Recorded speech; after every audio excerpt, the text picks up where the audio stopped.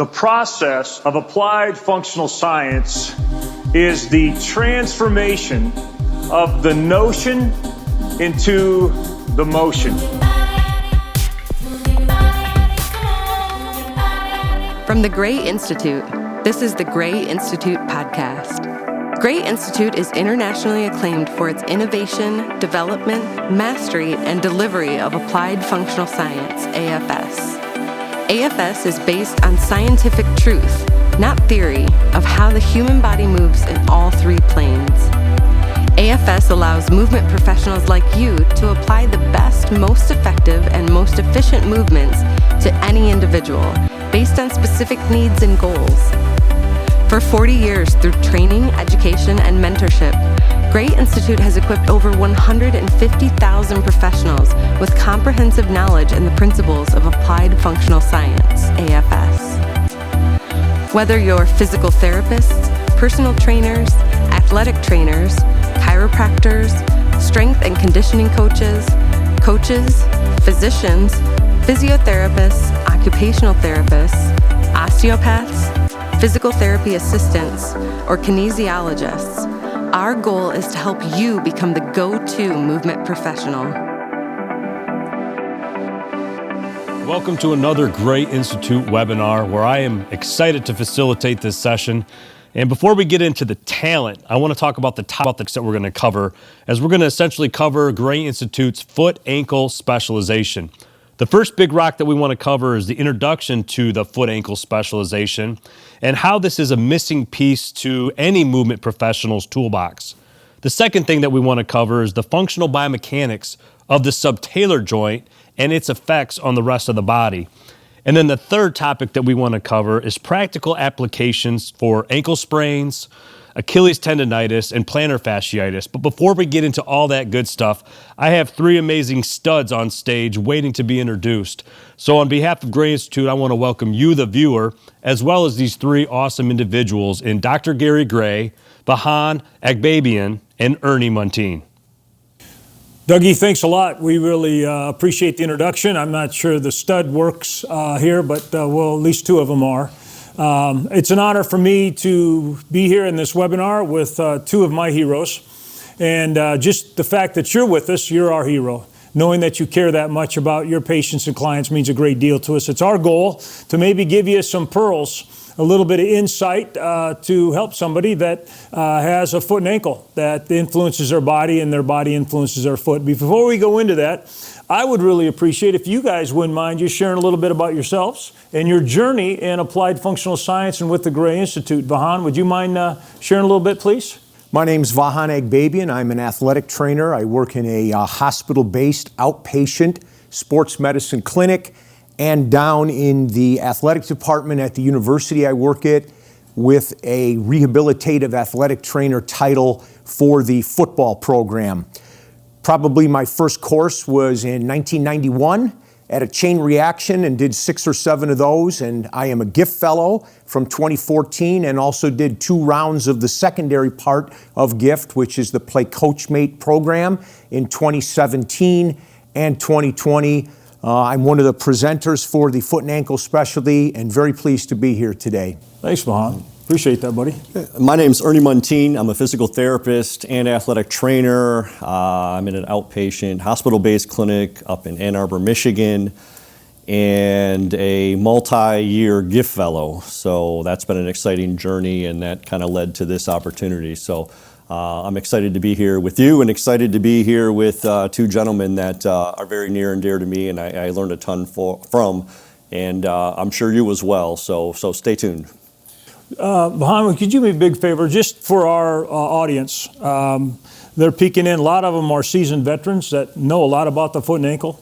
And some of them are a lot like I was.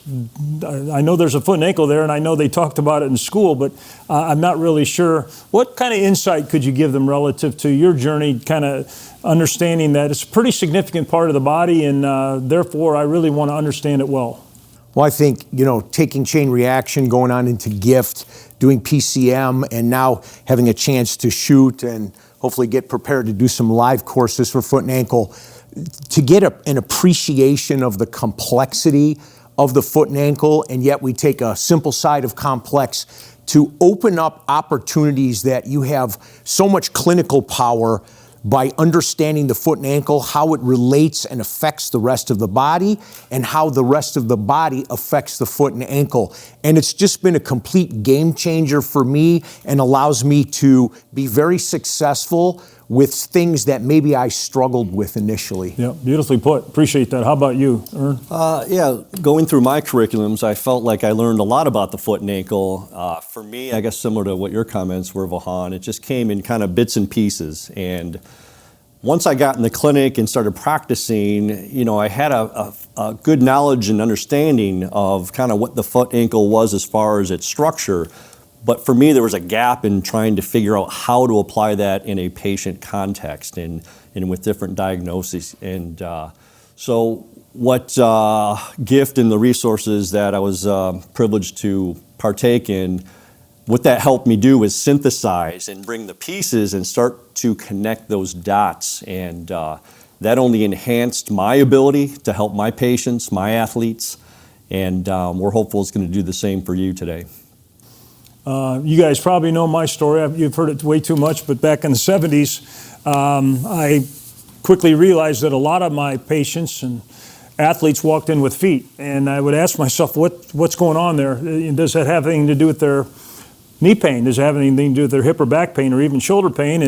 And I'm kind of thinking, well, it looks connected, but I just couldn't put it together. And so I was on a journey back in the 70s, long time ago, to figure out exactly what you said, Vahan. How does the foot influence the rest of the body? But as important, how does the rest of the body influence the foot? And I was blessed in 1983 to meet Dr. David Tiberio, and also was working with a gentleman by the name of Mike Whitmer. And we together put together a course that strangely was called When the Foot Hits the Ground, Everything Changes. At that time, we didn't realize that was that significant. In other words, it was kind of a cutesy title, but we didn't realize the significance of when the foot does hit the ground, so much changes. I learned about the foot on a table, and I learned the muscle testing on a table, I learned range of motion on a table, I learned function on a table, but I just realized no one came in and said, hey, I sprained my ankle while I was watching TV on the couch the other day, or, you know, when I just lay there, my heel's killing me, or, you know what, my knee's bothering me just when I just sit there. Everybody came in and said, when my foot's moving, I have a problem with the rest of my body. So we quickly in 1983 decided it's going to be a significant link that we want to study, and we're still studying it. I think, again, you said it best. It's complex. It's a weird, when you think about the foot and ankle and what it can do and all those joints and bones and things, you go, holy moly. But I think what you guys are going to be able to do for all of us today is give them some little pearls that will really selfishly incentivize them to want to take the specialty. So I'm pretty excited about that. So Dougie, could you kind of blend into a little more about what's going to happen in the specialty itself? I'd love to. I think it's just great hearing the introductions and just kind of hearing everybody's path to where we've gotten to today to be able to deliver this foot ankle specialization. And it's really the fact that we were educated very well on the structure of the foot and really how the foot kind of functions primarily on the table. Where it becomes the missing piece to a lot of movement professionals' toolbox is how the foot relates to the rest of the body in upright function. That understanding not only the structure of the foot and the biomechanics of the foot, but ultimately how the foot affects the rest of the body and how the rest of the body affects the foot really is the gold in this specialization that can enhance any movement professional, no matter the focus. If it's a prevention model, if it's a performance model, if it's a rehab model, the foot ankle specialization is something that's going to add a very needed layer to us as professionals. And to give you just a little bit of a glimpse of the brilliance that Gary, Vahan, and Ernie put together in this foot ankle specialization, I just kind of want to give you a quick outline of what's covered in the 17 hours of video-rich content. You not only get the 17 hours of content that you have access to, but also supplemental PDFs to enhance your learning. But the journey that these gentlemen take us on really begins in Module 1 with Applied Functional Science, which of course is the common thread and the foundation to anything and everything that Gray Institute delivers. They go into Module 2 and talk a lot about the anatomy of not only the foot and ankle, but the rest of the body. In Module 3, we cover a lot of the nomenclature and understanding the difference between motions and positions and how this relates, of course, to the foot-ankle complex. In Module 4, a lot is covered on chain reaction biomechanics because that's really the name of the game, is not just how the foot functions, but how the foot affects the rest of the body and vice versa. Module 5, they cover assessment. Module 6, tweakology, and a lot of techniques on if we understand all this information on applied functional science from a principle and strategy standpoint, what do the techniques look like? In Module 7, they talk a lot about functional manual reaction and how to use our hands to enhance what the foot's doing, but ultimately to get our hands off the body and allow the foot to do what it needs to do in conjunction with the rest of the body. In Module 8, they talk a lot about functional progressions. Module 9, using different type of environments. And then finally in Module 10, putting it all together. And where all this really fits into this webinar here today is the second piece that we're going to dive deep into is the functional biomechanics of the subtalar joint and effects on the rest of the body. Really wants us to understand, of course, the anatomy of the foot, especially the subtalar joint where that talus sits on the calcaneus, but also from a nomenclature, motion, position standpoint, and a chain reaction effect. That's where we really want to give you a glimpse, but also practical pearls on the subtalar joint. And then we get into the third topic, of course, on looking at ankle sprains and Achilles tendonitis and plantar fasciitis. That's really a glimpse or a look under the hood of functional progressions using different environments and really putting it all together, because that's the name of the game, is how can we use this information to better our craft as professionals to ultimately allow that end user, that patient, the client, the athlete, the individual to benefit from. So without further ado, you kind of know where everything fits in. I'm going to toss it back over to the stage and let Gary, Vahan, and Ernie talk a lot about the all-important subtalar joint and its effects on the rest of the body. Thanks, Doug. That was a great overview. As you kind of went through it, you kind of realize there's a lot to it. I wish we could have squished it down to 3 hours, but I think we had to squish it just to get to 17 hours to really understand that. You know, I admire a lot about you two guys, but one of the big things I admire is not only you very busy clinically, but you both work with students. And you just empower students, and you're able to say, hey, you may or may not have learned this in school, but you know, while you're here with us, we want you to appreciate things of the body, the whole body. But one of the things, we kind of have a foot fetish, so to speak, and we kind of like you to really appreciate the foot. If you're talking to a student, let's pretend that somebody that just got their coaching certification as a strength coach, or somebody just is in physical therapy school and it's their last kind of affiliation, or doesn't matter, somebody that just really says, hey, I'm blessed to be here with you guys. And you say to that student, okay, there's a lot to it, but I want to give you just kind of one kind of thought that I want you to keep your mind on relative to the foot and ankle. What would that be? That's a tough one, but you just kind of, what would that be? I'm your student, or they're your student. What would you, right now I know nothing about it, and I know nothing about what you're going to talk about, so what would you want me to at least think about or concentrate? I'm going to start with you on that, Ern. Well, if I look at that from an anatomical perspective, I think it's important to have a good, firm understanding of the subtalar joint. Because if you had to describe that to somebody that's never seen it, or even if somebody's seen it and try to describe what that articulation looks like, if you pull those bones apart, they're going to look very irregular. And if structure indeed dictates function, you know it's going to have a unique function. And as we'll get into here shortly, it certainly does. What would you say? I would say, I think one of the biggest concepts to understand is that foot is a mobile adapter to the terrain, the environment you're in, and it is a reactor, which means everything is not conscious. It's not acting all the time. It's reacting, and it's using the multitude of our proprioceptors to turn on muscles that do some things that are very different than we're taught in cadaver type of anatomy, non-weight-bearing muscle function. And when you get an appreciation of that, to be able to evaluate and treat and rehabilitate the foot and ankle, or to use the foot and ankle to help you hit something else up the body, you are way more effective. Yeah, those are two wonderful, I think, things to concentrate on. I remember the first time I really started delving into the subtalar joint, it kind of scared me, because I knew I could draw the hip joint, but I challenged myself to see if I could draw the subtalar joint, and I couldn't, because of all the irregularities, all the convexity, concavities, and then somebody told me that the talus doesn't even have a muscular attachment. I'm scratching my head, and what's that? And then you understand that ankle, that talus sits in between the tibia and the fibula, and the tibia really is the distal knee, And all of a sudden when you realize, wait a minute, so the foot really is the knee, and the knee goes, yeah, the distal part of me is the foot, but the proximal part of me is the hip. And you're going, so wait a minute, so you mean you're really the hip? And the foot goes, yeah, we're really the hip. And to understand those anatomical, and then you go in front of that subtalar joint, because you got the talus and that joint, the calcaneus and that subtalar joint, but now you got that mid-tarsal joint, what's really mid-tarsal joints, and that thing's freaky. But then that goes right to what you just said, realizing that the foot goes from a mobile adapter to a rigid propeller in nanoseconds. And the question is, how does that happen? And I think big pearl you just gave there, it reacts. In other words, it doesn't think about it. It doesn't say contract, peroneus, contract. It says something happens to me that turns me on. I decelerate all that, and then somehow, with all my friends upstairs successfully coming together, I can then react to turning this rigid propeller, which I think is the magic of the foot, and then I can propel you somewhere. And if that's working well, then probably won't have much problem.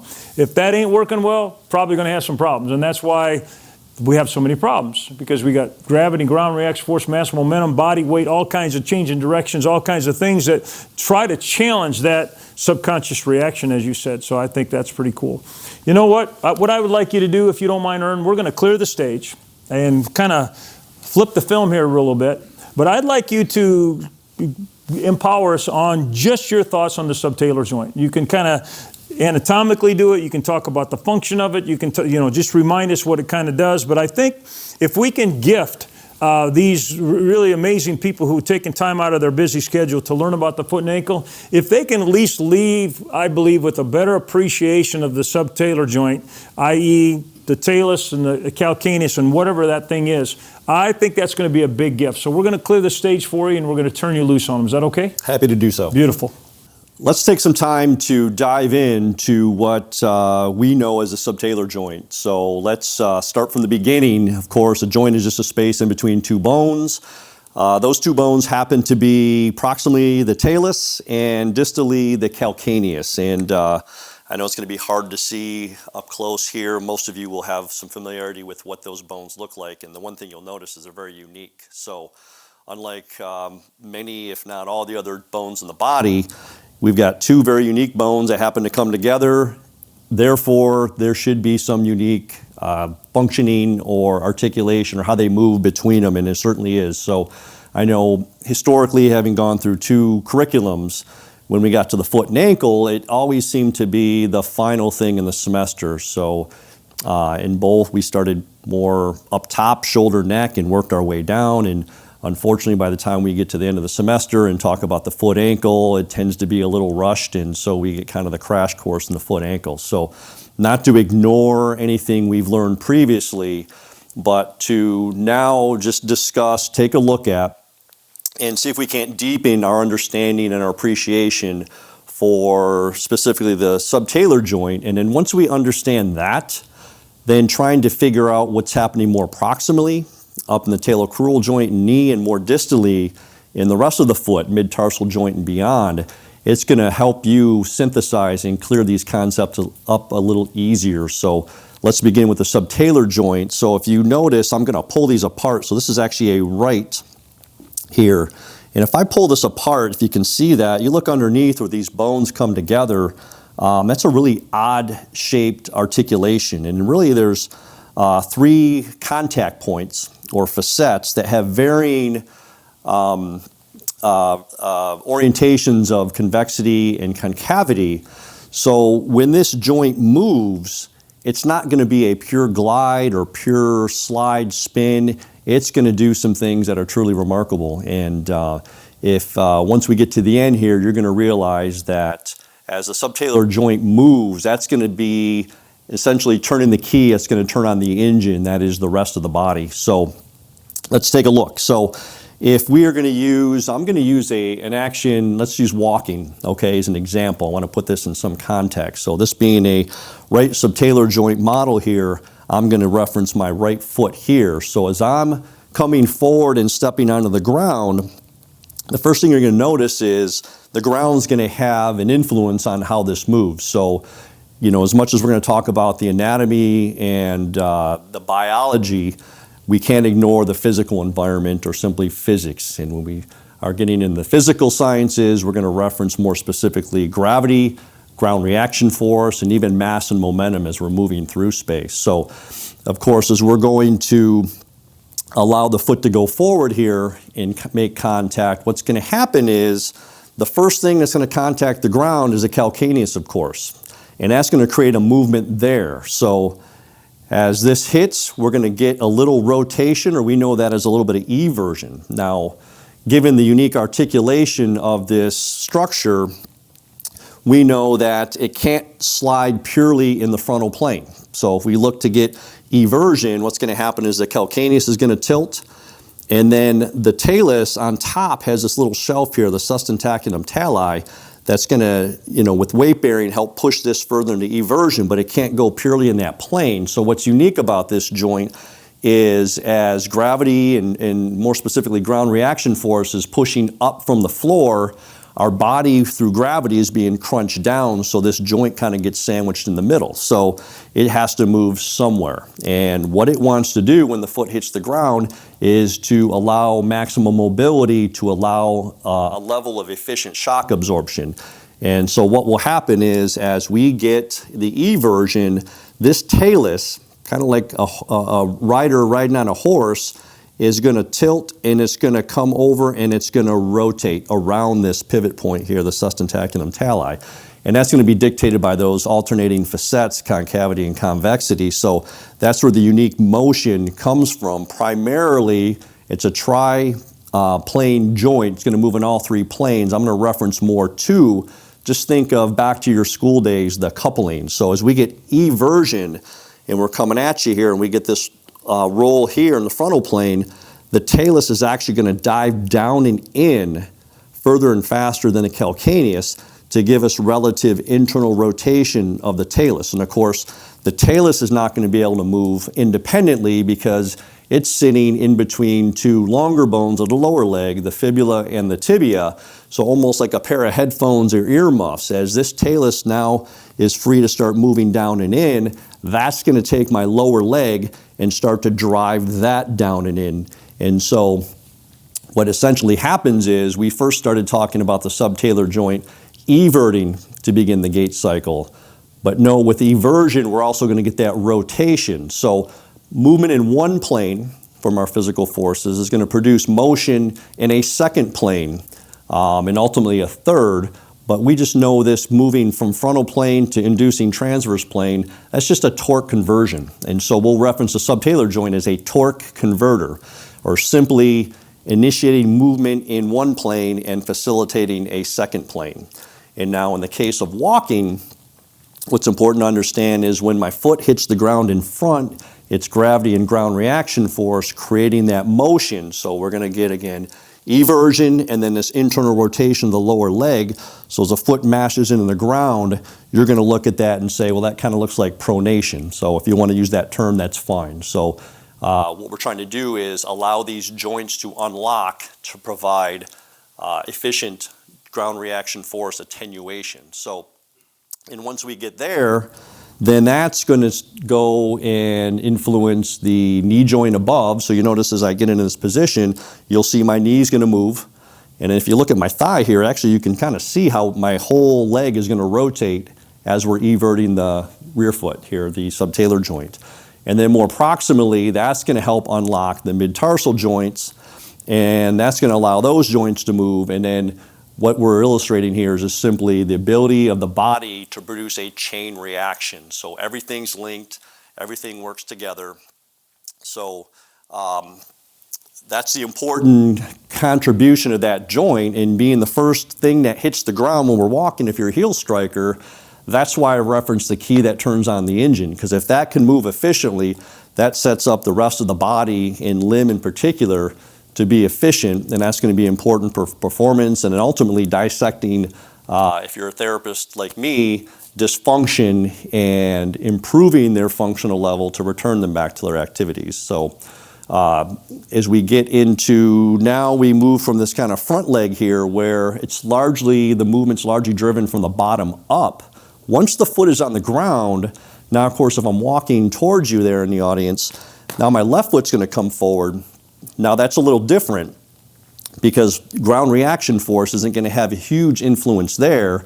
So then what's going to happen is the body's going to move on the fixed foot, and then we're going to create motion more top down in that second part of gait. And then what's going to happen is, as we go through that motion, as my body's kind of coming forward here, my left foot's going to rotate my pelvis over to the right side, and that's going to in turn rotate my femur, which is going to in turn rotate my lower leg, and that's going to pull this talus back up on the calcaneus. So now we have to, from a motion of more internal rotation, that's going to reverse and now start to externally rotate, which is then in turn with the torque conversion and the coupling going to invert the subtalar joint. And that's important because once we get into more of an inverted and externally rotated motion of the lower leg, that's going to stabilize the ankle, the foot, and coupled with the knee and the hip to provide stability to produce effective propulsion moving forward. So if you're not kind of certain about this, or I'm not selling you on this, I'll ask you simply, if you're out there, stand up. And then what you can do is do this little test. That's going to get my feet here. And if I just start to kind of evert and invert my feet here, what you're going to see is that frontal plane motion is going to produce rotational motion up the chain. Now we can also reverse that, and if I just use my hands here and I rotate left and right, if you look down at my feet, you're going to see that's going to produce a chain reaction, and as I take my hands over to the left here, you're going to see my right foot go more into that everted pronation type motion, and the opposite on the left side is going to invert, and with the external rotation of the lower leg, that's going to stabilize and produce a different reaction depending on which way my hands are swinging. So just wanted to take a minute or two just to explain really the magic of the subtalar joint and its uniqueness. And again, coming out of school, I had a lot of kind of dots, I'll call them, and a lot of things, a lot of concepts, but what further enhanced my understanding of human function was the appreciation of now how to connect these dots. So hopefully that was something that helped connect the dots for you. So like I said, get up and try this little exercise. You'll kind of sense and feel, and I'm sure you'll also have a deeper appreciation for what this joint can do. So I thank you, and at this point I'll go ahead and throw it back to Doug. Dougie? Download the Gray Institute app for exclusive access to resources, training tools, and community. At Gray Institute, we pioneered the field of applied functional science. Now we're excited to offer exclusive updates on movement science, best practices, and other resources to our Gray Institute community of professionals. Our app offers practical tools that can improve both your practice and your client or patient performance. Our app offers powerful tools including access to the Home Fit app, exclusive community forum, webinars and extensive resources, and it's free to download. Download the Gray Institute app today, available from Google Play and the Apple Store. Well, awesome job, Ernie. I think that was a very well articulated dissertation, if you will, of probably one of the most incredible joints in the body. But it's also one of the most incredible joints that we don't learn enough about. And once we kind of understand how that joint is made up and what it really needs to do, we start to understand how it helps or potentially hinders the rest of the body. So kind of from like a high level look at the subtalar joint, when we take that step forward, we want our foot to be that mobile adapter. And the motions that take place at the subtalar joint to make that happen is, of course, subtalar eversion and coupled with abduction. And then ultimately, if we're going to want to propel, we need that subtalar joint to allow the foot to be this rigid propeller. We need the foot as strong as possible, as rigid as possible. And that's when we need that talus to go up and out on the calcaneus so that we have that inversion and relative adduction at the subtalar joint. And if those motions aren't taking place, we can already sense and feel that it's going to wreak havoc throughout the rest of the body. So if the foot can't collapse, the body's going to try to collapse somehow. That's a lot of times where we get some abnormal knee pain or maybe some back pain or even work its way up the chain. Or if the foot can't go ahead and externally, or if the leg can't externally rotate to get that subtalar joint to invert and adduct, it's going to try to find stability elsewhere throughout the body. And if those motions aren't available, we can already sense what that's going to mean. Now, the great thing about this foot-ankle specialization is that when we talk about applied functional science up front in the specialization, Gary, Vahan, and Ernie do an unbelievable job talking a lot about how the principles that we know from the physical, biological, and behavioral sciences really create strategies to come up with the proper techniques based on how the foot and ankle really moves in conjunction with the rest of the body. Here's where the plot thickens and it gets more exciting, because we want to say, based on our understanding not of just the subtalar joint, but of the ankle, of the mid-tarsal joint, of the entire foot and ankle complex, what does this mean for X, Y, and Z? And in this case, we're going to talk about X being ankle sprains, Y being Achilles tendonitis, and Z being plantar fasciitis, that if we can understand how the foot moves and we can understand the principles that guide our process, strategically, what are we going to do about it? What do the techniques look like when we have these ailments or injuries or dysfunctions that we talk about with ankle sprains, Achilles tendonitis, and plantar fasciitis? So I'm really excited about how this really all comes together in this practical applications here with this next part that we'll toss back over to the three guys on stage. Ernie, that was flat out awesome. I was listening to that and I thought, man, I needed that back in like when I first started back in the mid 70s, but then I realized you'd only be 5.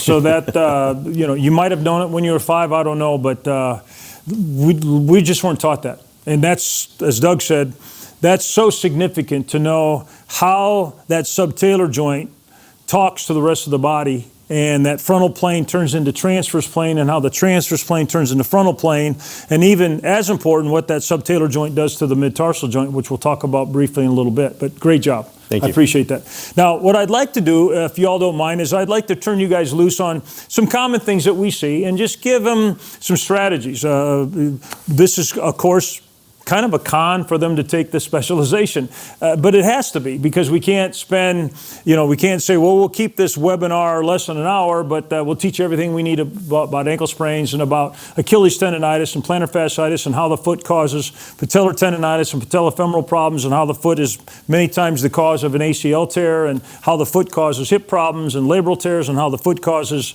low back stuff. So what I'd like you to do is, if you don't mind, Vahan, I'd like you to just take ankle sprains and share with them, kind of how you approach them now, what your initial goal is.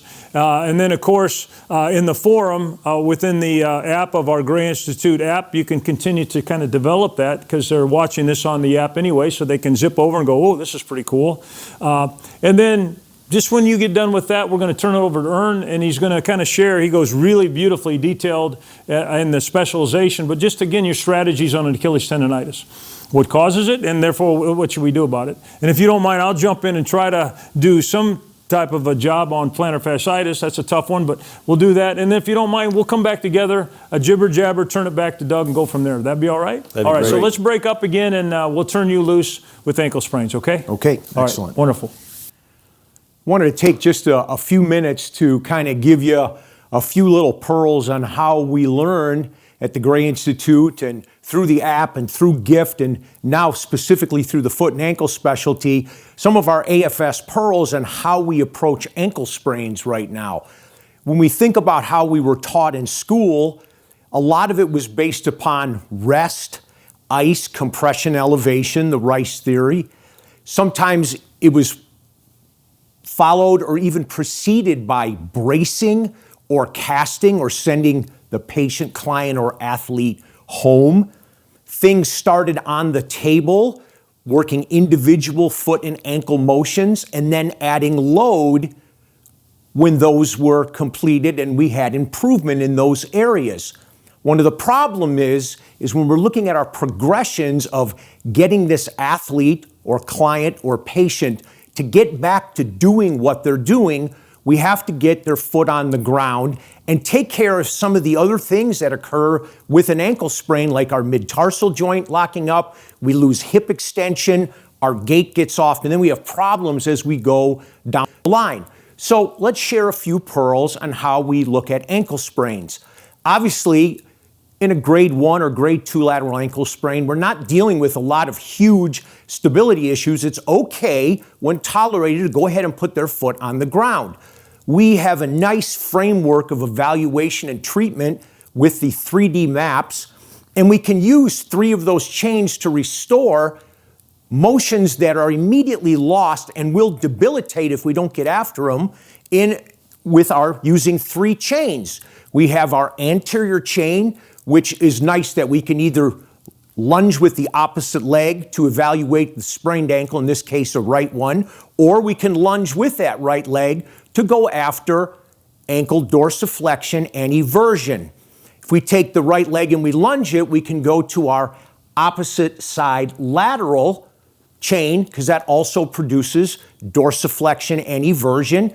And we can also lunge with the opposite leg with our same side rotational lunge, which also produces dorsiflexion and eversion, which we're going to need for weight bearing and to learn for us to get loaded better so that when we move on and improve and start working on stability or balance, we can then get them to load to explode so we can propulse better. Obviously, once we get them back on their feet, we've cleaned up their gait. We then can start looking at the different authentic environments that we need to get them back doing what they're doing for ADLs, for work, for school. Another pearl we'd use, obviously, is we can use a strategy of retro, getting them to move backwards before they go forwards. It's usually much less painful than going forward. So we can retro lunge, retro step, and retro walk. There are other gait patterns we learn in the foot and ankle specialty and in GIFT that help us to restore the gait better. We have all kinds of open space floor, so balance and stability techniques. And one other third thing we get is Gary does a nice job in the foot and ankle specialty of going ahead and introducing us to different equipment, that simple tools like the BAPS board, a step platform, a bungee cord, or a free weight that we can enhance and get the foot and ankle in conjunction, not only rehab successfully at the foot and ankle, but so that it integrates with the rest of the body. The foot and ankle specialty gives you lots of different techniques and provides the strategies before we give you the technique so you understand what we're doing based upon the chain reaction biomechanics and gait, use of the proprioceptors, and weight-bearing muscle function. So hopefully that gives you a little taste of what you could learn in the foot and ankle specialty. We'll send it back to Doug right now, and we'll get on to the next diagnosis. Well, wonderful job, Vahan. And as someone who has sprained his ankle many a times, hearing the functional approach to ankle sprains is, of course, music to my ears. That you talk about rice, but then you really kind of morphed it into mice, in that motion is key. You can still do the ice compression and elevation while everything is healing up, but you did a wonderful job talking about the motions that an ankle sprain craves even after the ankle sprain, as long as it's still stable, that we really want to drive that eversion. And the great thing about driving the eversion is the exploded motion of inversion takes place, but the subtalar joint may never get into an inverted position, which is key in the rehab stage, or that the ankle is going through dorsiflexion, which means the exploded motion of plantar flexion occurs, but the ankle never gets into that plantar flexed position. So we can begin to understand really the need and to understand the difference between motions and positions, but understanding what motions that the ankle and the subtalar joint needs after an ankle sprain is important, because you're still protecting the ankle, but the key to those movements, to those motions, is that we're still turning on the rest of the body so that it can continue to contribute to not only the ankle's rehab, but the rest of the body's function. But we can't really get to that point without understanding the principles and the strategies that allow these techniques to really become the goal that they are. So speaking of these PSTs, another PST that we want to walk through is setting up Ernie now for Achilles tendonitis to walk us through traditionally how it's looked at, but more importantly, functionally, how we want to look at Achilles tendonitis to not only prevent it or to enhance the performance of the Achilles, but also to rehab it. So we're going to let Ernie come on the stage and let him do what Vahan just did so well with ankle sprains, now with Achilles tendonitis. Thank you, Vahan and Doug, for a great explanation and illustration, some pearls for ankle sprains. And now I get the privilege to present some thoughts and some pearls on Achilles tendinopathy. So before we begin, let's back up and just kind of understand the pathology. Of course, we all know the Achilles is that broad tendon attachment on the back of the calf into the calcaneus. And why does that happen and occur? Just simply overloading. So that should give us a clue to think about, at least acutely, is how do we facilitate some actions of the Achilles without contributing to the overload, which may actually worsen our symptoms. So knowing the functionality of the Achilles, or I'll just say the calf in general, I'll go back and use an action like walking. So I'm going to use my left foot this time. I got this model. And it's not hard to see that when the foot hits the ground, what are the three component motions, so one in each plane, that are going to load the Achilles? And that should give us a clue where we want to begin acutely, and then further down the line in the rehab process where we want to go. So of course in the sagittal plane, it's easy to see that we're going to get more tension, more stress with dorsiflexion. In the frontal plane, we're going to see more stress with the eversion, because as we'll talk about in the course, there's an angulation to the Achilles that has a frontal plane component that in eversion will get a little more of a load than an inversion. And then of course what we learned with the torque conversion, with eversion comes relative abduction or external rotation of the foot. And in all three planes, that's what's going to maximize the tension on the Achilles. So that might help us think from a beginning strategy, where should we begin? Now, in walking, in contrast to what's generally taught in our educational curriculums for an Achilles, generally it's a lot of stretching, and that can be appropriate as long as we're not doing too much. And then we could also leverage different positions to take a little bit of stress off with the stretching. But more importantly, the one big thing I learned to help strengthen that tendon, that musculotendinous unit, was a lot of going up on our toes and strengthening the calf.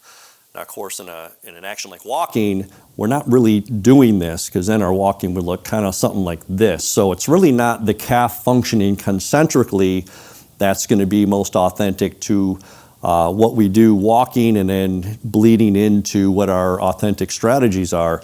But we need to allow gravity ground reaction force to let this tendon load eccentrically first. So that should have a clue. Instead of going up here, we should probably let the lower leg and the body come down. So I'm going to simply give you an illustration using a squat to start to load in an acute situation the Achilles, and then give you some insight where we can go from there. So if I use a squat, knowing there's more tension with sagittal dorsiflexion, we might want to say, hey, I can leverage the tweak, as we call it, or movement variable of position for the squat, because a squat's not a squat, not a squat. I can move my feet in space. And what I'm going to choose to do, if it's my left foot here and I'm trying to unload my Achilles, I may just put my left foot forward.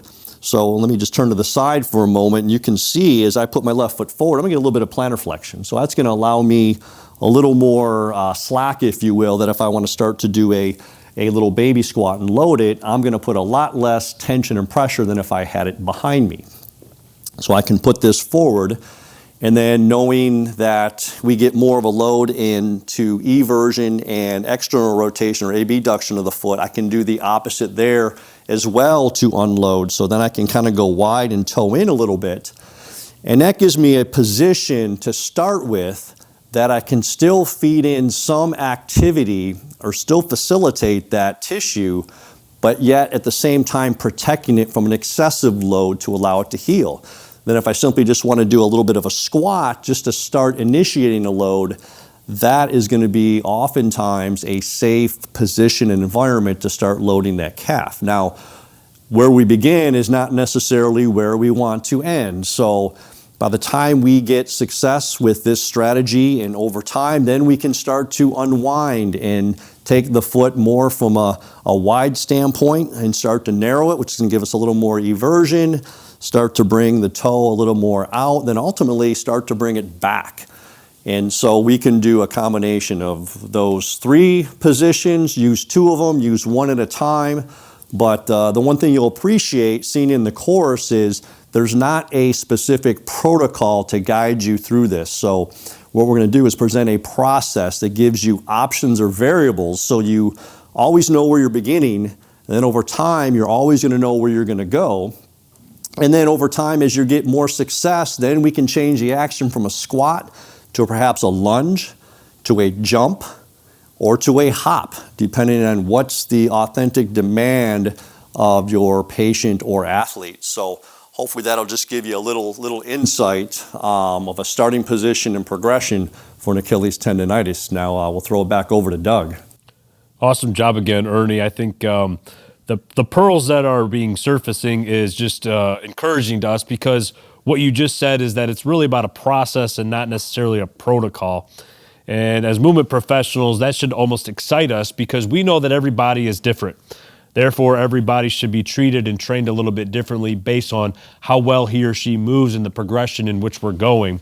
But within the specialization, you guys do an unbelievable job of giving us steps in which to take along that process, where we can position the body differently, we can drive the body differently, we can have the body do different ing things like squatting or lunging or stepping or walking or jumping or hopping or even jopping, that allows us to naturally progress the body for what it needs to accomplish. So the Achilles tendonitis, of course, is one of those things that gives us a lot of pearls in which we can abide by. And moving along, we're going to set up Gary to do something very similar that Vahan did so great with ankle sprains, and that you, Ernie, did so great with Achilles tendonitis, that we're going to have Gary come up on stage and talk about kind of one of those lingering injuries and those nagging pains at the bottom of the foot called plantar fasciitis. So Gary, we're going to tee you up on stage to do your thing with plantar fasciitis. Thanks, Doug, and great job, Vahan and Ernie. Again, we're just giving you some kind of strategies and based on some principles to kind of get you started on these.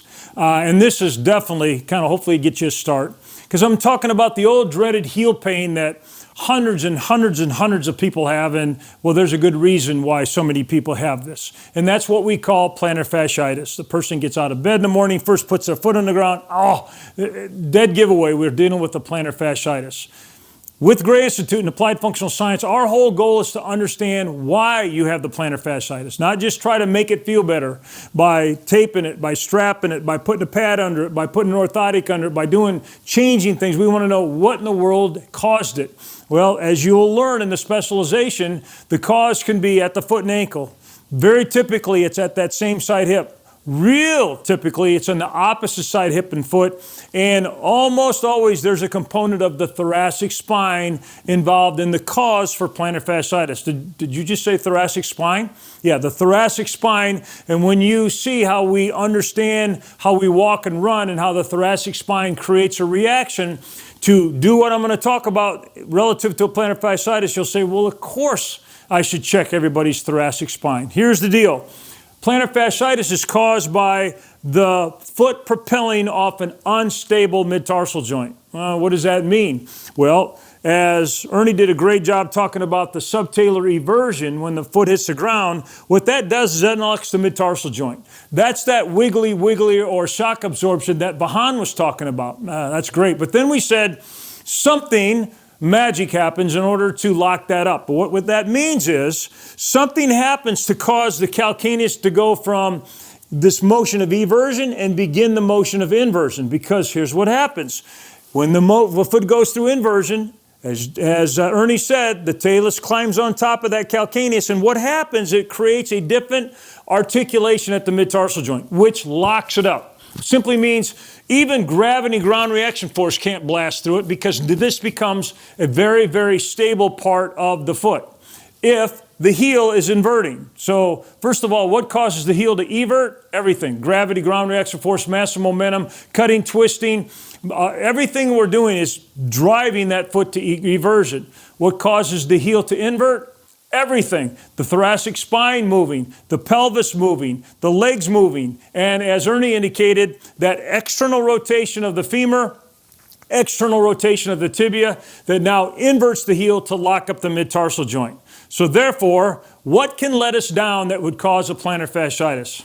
Everything.